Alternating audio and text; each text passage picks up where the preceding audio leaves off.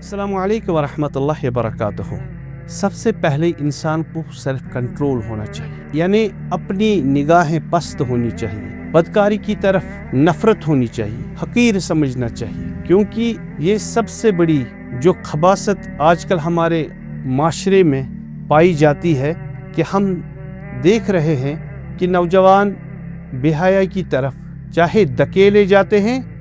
یا جا رہے ہیں۔ اسی لیے ہم نبی رحمت صلی اللہ علیہ وسلم کی سیرت کو ملحوظ نظر رکھ کر، اللہ تعالیٰ کا فرمان کو ملحوظ نظر رکھ کر اس چیز کی طرف دھیان دینا ضروری ہے، کیونکہ اللہ تعالیٰ نے قرآن کریم میں فرمایا ہے وَلَا تَقْرَبُوا الزِّنَا إِنَّهُ كَانَ فَاحِشَةً فَسَاءَ سَبِيلًا، خبردار ہرگز بے حیائی کی طرف نہ بھٹکو، کیونکہ یہ بڑی بے حیائی ہے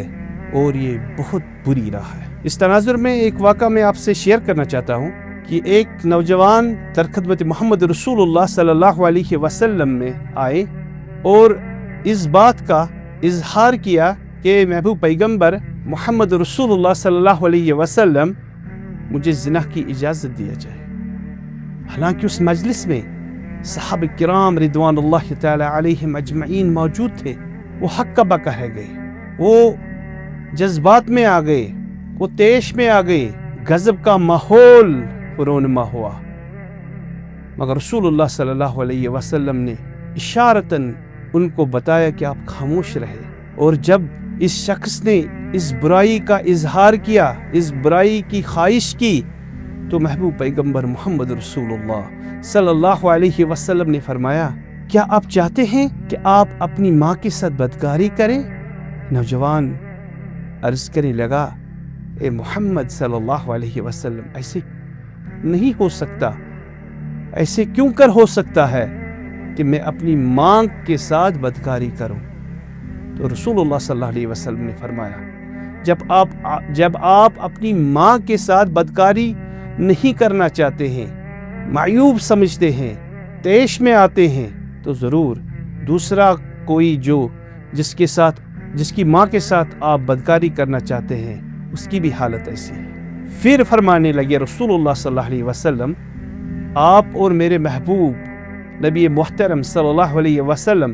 پھر ایک بار کہنے لگے کیا آپ اپنی بہن کے ساتھ بدکاری کرنے کے خواہاں ہیں، بدکاری کرنا چاہتے ہیں؟ تو یہ نوجوان عرض کرنے لگا یا رسول اللہ صلی اللہ علیہ وسلم، نہیں، میں کیوں کر اپنی بہن کے ساتھ بدکاری کروں؟ پھر فرمانے لگے ہمارے اور آپ کے محبوب پیغمبر محمد رسول اللہ صلی اللہ علیہ وسلم،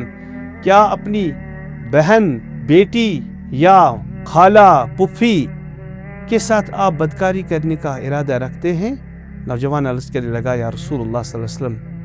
ہرگز نہیں۔ تو فرمایا ہمارے اور آپ کے محبوب پیغمبر محمد رسول اللہ صلی اللہ علیہ وسلم